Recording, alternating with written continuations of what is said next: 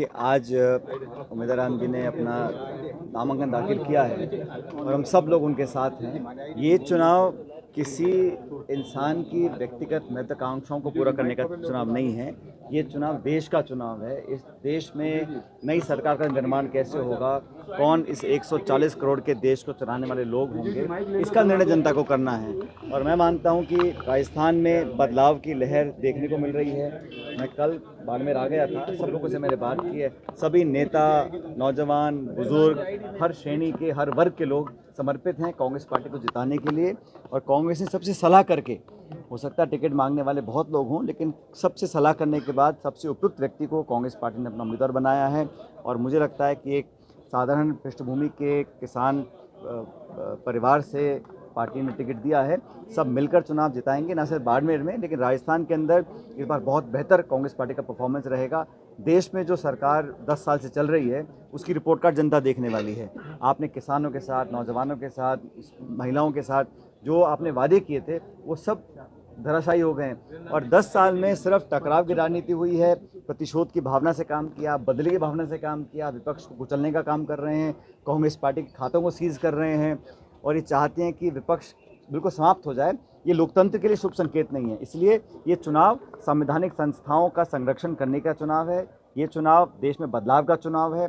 ये चुनाव अहंकार को ख़त्म करने का चुनाव है और यहाँ पर सब लोग मिलकर हाथ के निशान पर कांग्रेस पार्टी को जिताकर भेजेंगे। मोदी जी ने कल वादा किया है कि तीसरी बार जब उनकी सरकार बनेगी तो पूरे देश के अंदर बिजली फ्री को लेकर वो लगातार भाई, कोई वादे पूरे भी तो हों। वो तो 14 में भी किया था, 19 में भी किया था। वो बात करें 2047 की। 10 साल में क्या किया? क्या किसान की आमदनी दुगनी हो गई है? क्या 2 करोड़ रोजगार मिल गए हैं? नोटबंदी आपने क्यों की? 3 काले कानून बनाए थे। और मुझे खुशी है, मुझे फख्र है कि कांग्रेस वो पहली पॉलिटिकल पार्टी है जिसने कहा है कि एमएसपी पे हम कानून बनाएंगे, महिलाओं को 50% आरक्षण देंगे नौकरियों के अंदर। तो हम लोग तो मुद्दे की एक ऑल्टरनेट रोड मैप देने की बात करते हैं, वो जुमलों की बात करते हैं, हिंदू मुसलमान की बात करते हैं, मंदिर मस्जिद की बात करते हैं। हम लोग किसान की, नौजवान की, श्रमिक की, महिला की बात करते हैं। और आज बाड़मेर से जो हवा फैल रही है पूरे प्रदेश और देश में फैलेगी और ऐतिहासिक बहुमत के साथ यहाँ से हम जीत कर जाएंगे। सर, इंडियन एक्सप्रेस की आज की खबर है कि 25 ऐसे भ्रष्टाचारी नेता थे जिन्होंने बीजेपी ज्वाइन की, उनके खिलाफ 20 केस तो ठंडे बस्ते में डाल दिए और 3 केस है वो बंद कर दिए। तमाम भारत सरकार की एजेंसीज का धड़ल्ले से दुरुपयोग हो रहा है। इनकम टैक्स हो, ईडी हो, सीबीआई हो और पुलिस हो, कोई भी हो, जो केंद्र सरकार के खिलाफ आवाज़ बुलंद करेगा उसको कुचलने का काम किया जाएगा। और जैसी पाला बदलेगा उस पर गंगा जल छिड़क के उसको बिल्कुल पाक साफ कर दिया जाएगा। तो ये जो जनता भी देख रही है इस बात को, तो ये चुनाव बड़ा महत्वपूर्ण है आने वाले भविष्य के लिए, हमारे प्रजातंत्र के लिए, हमारे गणतंत्र के लिए बहुत महत्वपूर्ण चुनाव है।